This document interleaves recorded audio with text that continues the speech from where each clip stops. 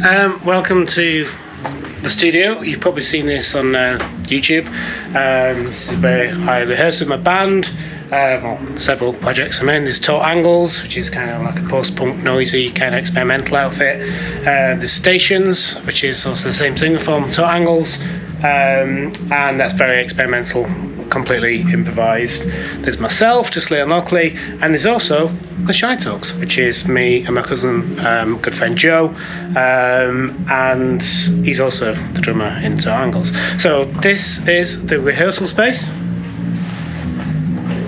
Bit messy at the minute because I've just come off a shoot in Goole where I was filming music in the round.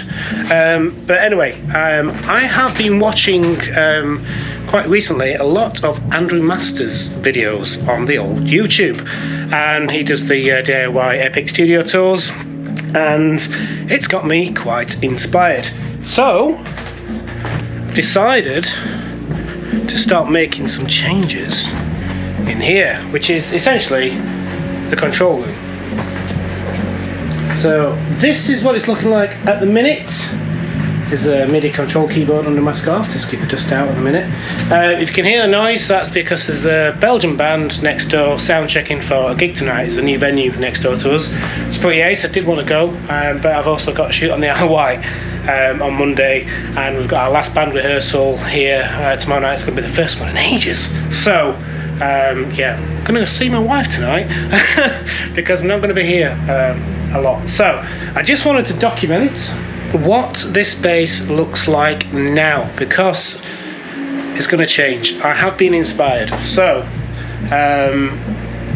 this is all stuff I've just accumulated over years, things that I've been gifted, things I've bought with birthday and Christmas money, that kind of thing. So, you know, slowly things are getting there. So one of the last things I got was this lovely Aston Origin mic and the Roadworks arm. The monitors I've had for a while now. It's nice to have some decent monitors. This is the thing I love the most, the Apollo Twin, and that thing changed my life because I've been using GarageBand like forever. I started off on 4-track tape.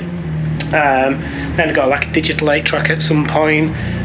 Then when I got a Mac, obviously I got GarageBand, so I used that. So that was always my go-to. Never really, I dabbled a little bit with other DAWs, and I thought Logic would be the thing that I'd go to, a natural progression from GarageBand. And I held off, spending 200 quid or whatever it is. I think it's 300 quid now.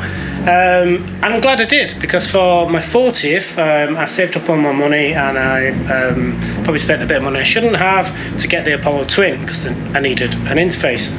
And I'm glad I did, because it was about that time they released Luna. So, very happy chappy to have Universal Audio's kit, in plugin form, to have all those beautiful plugins that they make, and then to have a DAW that's been made from the ground up by so many industry professionals, taking the best bits from all the other DAWs. I was really happy. It's perfect timing. I thought, well, I'm getting more serious about this. This is fantastic. So I just wanted to make a quick document, I'm talking too much already, about what this space looks like now, because I want to implement some changes, because I want to be able to get it more ready for tracking in here. We do use the space in there as essentially a rehearsal space. Everything's always mic'd up. Nothing fancy at the minute. I've just got things like SM58s and SM57s on cabs. I'm just purely working with stuff that I've got. But one of the greatest things I got from my friend Howard Powell on the Isle of Wight some time ago was that. It's an old LR16 16-track recorder. It's great because it's got an analog feel about it. It's obviously digital, records to a hard drive. But what's great about that is, in here when we're rehearsing, I am an obsessive documenter, filmmaker, audio. I've been recording stuff since I was a kid on cassettes, then onto minidiscs, and obviously onto digital formats now. This 16-track is great because it allows everything to be plugged in all the time. This is my little station in the corner here. Drums are all mic'd up, and I've got DI from the bass, and then Andrew's Fender bass breaker there. Again, just an SM57 style mic, not an actual SM57, it's a cheap copy, but it'll do for now. So when I'm playing in my little corner, I need to be near the desk because I do the sound for the video that will record, and obviously recording onto the 16 track. So this is a live rehearsal space, but I want to turn it more into a bit of a live room, you know, that we can use for tracking. We do have a vocal booth that's a little bit messy.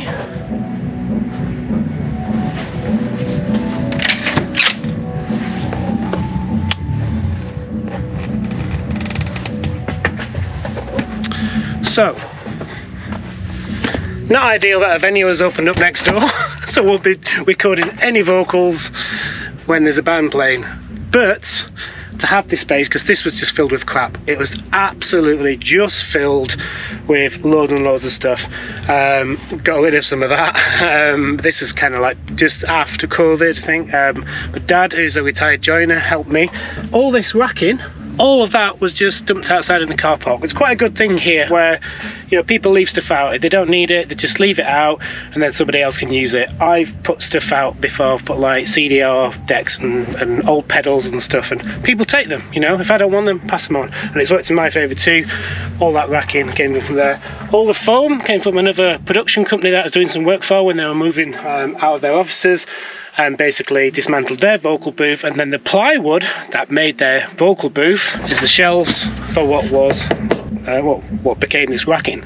So yeah, I do want to use this space a little bit better. Obviously probably would record at night when there's no bands playing next door, but yeah, so you get a gist of the space. I'm just doing this because I keep seeing old videos of the studio, and I really like to see the evolution of the space and how it's come on. Quite recently, I messed around with the bass rig.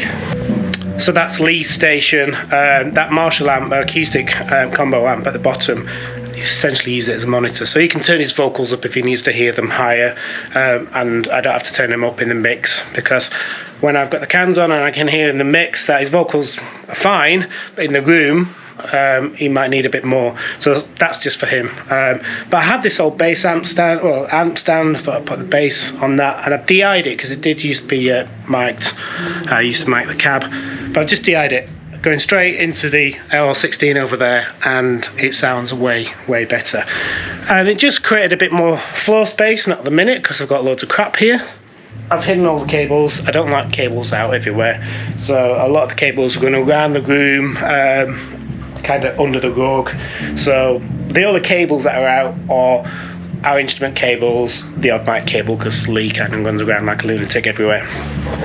So the reason I thought, oh, I'll just grab the GoPro and document this, I was just starting to build this table, and I was just putting the last leg bracket on, and I thought, you know what, I should just make a video, stick it on my YouTube, because this is probably going to be the start of something beautiful. Yes, I do want to see this space evolve. I want it to be kind of ready.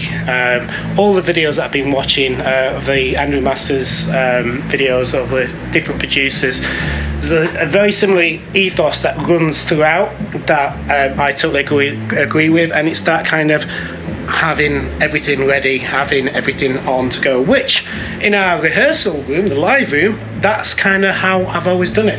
It's all mic'd up, you can plug in, you know, pick up any instrument, go on the drums, the 16 tracks pretty much always recording, so everything's live coming through the PA, and also recording on the 16 track and going to the little video camera we use to record and then pop it on YouTube.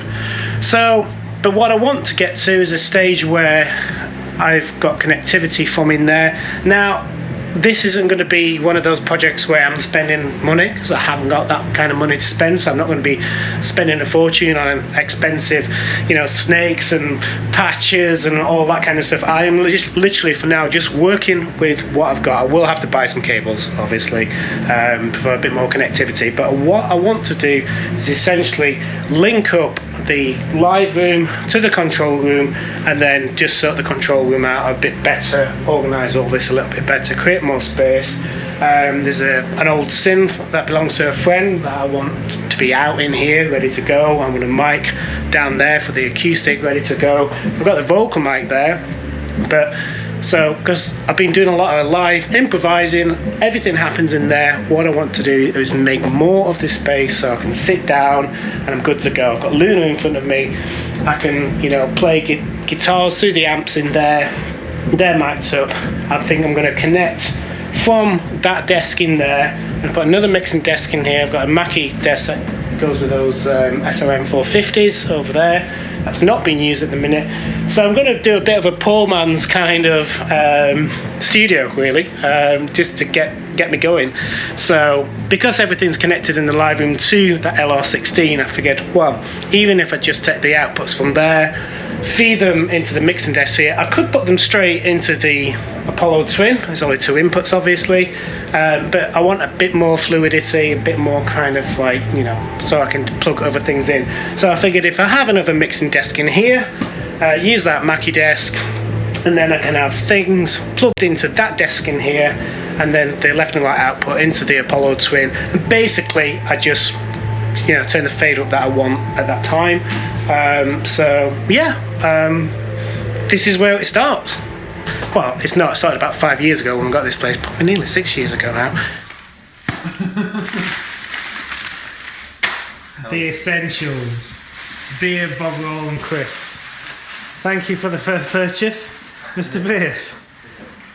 Well, where we are, eh? Here we are. Here we are, just Hungry.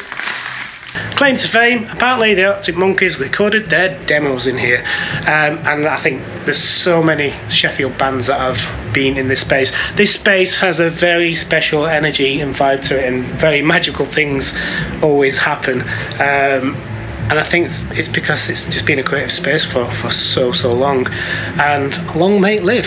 So yeah, that table I think is going to go there, so I can put the extra desk on it. The fridge freezer is probably going to go over there. I might get rid of that and just get a little small fridge. It's only for beers at the end of the day, milk for the tea. And that metal rack, not even sure, don't know yet.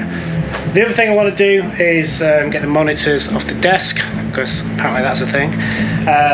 But this is the stuff you learn. I love it. So yeah, it's just want to make more space. I also want to drop the iMac onto something behind the desk, lower, so that I can see through to the live room a little bit better. So I'm going to quickly do that now. I've just backing up some rushes from today, basically. So as that's occurring, I am just quickly doing this. Quick half an hour before I get home tonight. So that's it for now. You got to do that YouTube thing now. Yeah, if you like this video, click like and subscribe and all that. I've never done this before in that way. Yeah, I've got a YouTube channel for ages. I put the odd video on there, but maybe this is the start of something. So this is it.